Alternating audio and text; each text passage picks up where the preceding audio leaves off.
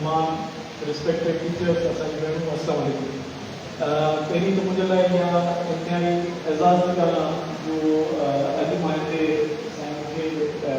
एज़ाज़ बख़्शियो आहे। आइडिया तमामु बहितरीनु लॻो जॾहिं रसूल बख़्श चांडिया साहब चयो त असां इहो बेस्ट टीचर्स जो कयूं था, त मां स्पेशली अॼु हिन प्रोग्राम खे अटेंड करण जे लाइ कराची मां हिते पहुतो आहियां। मां सम्झां थो त इहो हर साल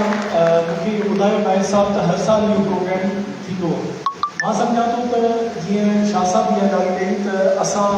अॼु जिथे बि पहुता आहियूं उन में तमामु वॾो हिकिड़ो कॉन्ट्रीब्यूशन असांजे टीचर्स जो रहियो आहे, जिन टीचर्स असां ते महिनत करे ऐं असांखे इहा जेका आहे सो पोज़ीशन केर बि जेको बि किथे पहुतो आहे तो जंहिं पोज़ीशन ते पहुतो आहे हुन में टीचर्स जी वॾी कॉन्ट्रीब्यूशन आहे। ऐं अॼुकल्ह त जीअं असां ॻाल्हि कई त फैसिलिटीज़ बि वधियूं आहिनि, कम्यूनिकेशन जो दौर आहे, ट्रांसपोर्ट बि ईज़ी आहे। मूंखे यादि आहे असांजा उस्ताद हुन टाइम ते साइकिलुनि ते चढ़ी साईं गोड़न सूमरो हूंदो असांखे पढ़ाईंदो, साइकिल ते चढ़ी जेको आहे सो पहुचंदा। ऐं ज़ाहिर आहे उन्हनि खे हिन खां वधीक छो त तव्हां ज़िंदगियूं चेंज था कयो, तव्हां हिकिड़ो माण्हू तव्हांखे माउ पीउ अची ॾियनि था, ॿार तव्हां हुन ते महिनत करे तव्हां पोइ कंहिं जॻह ते हिते सीनियर टीचर्स वेठा आहिनि, साईं अब्दुल रहमान पवन जहिड़ा, साईं असगर चांडिया साहब जहिड़ा, इरफान करोड़ साहब जहिड़ा, जेके मां सम्झां थो त हिन खां वधीक सेटिस्फैक्शन ॿी कहिड़ी आहे जॾहिं तव्हांखे इहा ख़बर पई त भई तव्हां हिकिड़ी का हेल्प कई ऐं उहो माण्हू पंहिंजे कंहिं जॻह ते पहुतो आहे। मां सम्झां थो त हिन खां वधीक वॾी जेका आहे सो का बि इंसेंटिव या का बि शइ नथी थी सघे। पीपल्स पार्टी जी गवर्नमेंट जी जेके एफर्ट्स आहिनि, तव्हां ॾिसो त जीअं 2008 में पीपल्स पार्टी जी गवर्नमेंट आई आहे त उन्हनि ऐं हुन में मुंहिंजे वालिद साहब खे इहो एज़ाज़ मिलियो जो मिनिस्टर एजुकेशन थिया ऐं हुननि पंहिंजी चॉइस सां इहा मिनिस्ट्री वरिती। त मुंहिंजे वालिद साहब चयो त भई वधि में वधि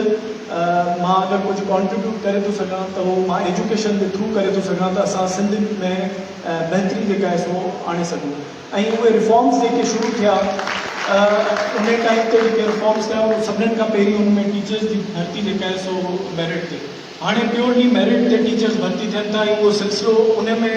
आसिफ अली ज़रदारी साहब जो जेको हुननि जो जेसि ताईं बैकअप न हुजे हा त इहा शइ कॾहिं पॉसिबल ई न, छो त एतिरे अरसे खां पोइ पीपल्स पार्टी जी गवर्नमेंट आई, असां ते एतिरो घणो प्रेशर हो पंहिंजे ज़ालनि जो चवनि पिया साईं हाणे ईअं कीअं थींदो, तव्हां टीचर्स जी नौकरियूं ईअं माना टीचर्स जी नौकिरी खे माण्हू मज़ाक सम्झंदा आहे, टीचरी बि जेका आहे सो तव्हां असांखे न ॾींदो छा। त उन सॼे प्रेशर खे सस्टेन करे उहा टीचर्स जो भर्ती जो सिस्टम जेको आहे हाणे प्योरली मेरिट ते थी वियो। हाणे टीचर्स जेके भर्ती थियनि था न हुननि ते कंहिंजो थोरो आहे, उहे पंहिंजी मेरिट ते अचनि था, पंहिंजी मेरिट ते जेको आहे उहो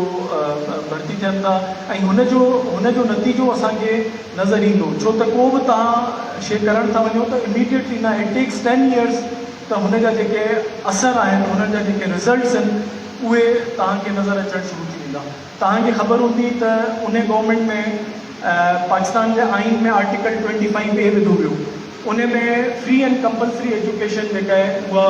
up to 16 years of age उहा कई वई। ऐं सिंध सूबो उहो पहिरियों हो जंहिं हुन खे मद्देनज़र रखी जेका पंहिंजे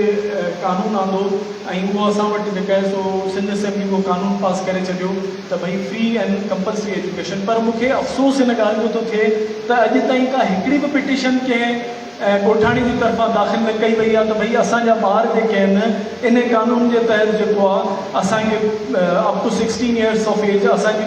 तालीम जेको आहे असांजो राइट आहे ऐं असांजे ॿार जेके आहिनि उहे तालीम खां महरूम आहिनि त गवर्नमेंट असांखे उहा फैसिलिटीज़ प्रोवाइड करे। हिकु बि कंहिं पिटिशन मुंहिंजे ख़्याल में दाख़िल न कई आहे, मुंहिंजी नज़र मां न गुज़री आहे। ऐं अॼु मां सलाम थो पेश कयां त अॼु जेको कुझु ॻोठाणा अहिड़ा आहिनि जंहिंजो अॼु हिकिड़ो मिसाल बबर साहब जेको वेठो आहे उन अची इहा शइ घुर कई त भई असांखे इहो जेको आहे असांजी ॻोठ जो स्कूल खोलाए वञे। ऐं बिल्कुलु अहिड़ा एग्ज़ाम्पल्स आहिनि, मूंखे बि काफ़ी अहिड़ा माण्हू अची अप्रोच कंदा त भई असां वटि जेको आहे टीचर्स न आहे, स्कूल बिल्डिंग न आहे। पर मां सम्झां थो त सुठी तालीम ऐं सुठो उस्ताद जिथे मौजूदु आहे त वालदेन खे पाण जेको आहे इहो रियलाइज़ करणु खपे त पंहिंजे ॿारनि खे भले उहो 5 किलोमीटर परे हुजे या 10 किलोमीटर परे हुजे त हुते वञी पहुचाइण में को मुंहिंजे ख़्याल में हर्ज न आहे। ऐं मां पाण जॾहिं नंढो हूंदो हुउसि मां पायलट स्कूल में पढ़ंदो हुउसि त हुन टाइम ते ख़ुदाबाद जी तालीम ॾाढी बहितरीनु हूंदी हुते कुरैशी साहब हूंदो प्रिंसिपल त मां हितां दादू खां जेको आहे डेली पिक एंड ड्रॉप करे मूंखे हुते मुंहिंजे वालिद साहब जेको आहे दाख़िल करायो ऐं मां हुते डेली आउट बैक कंदो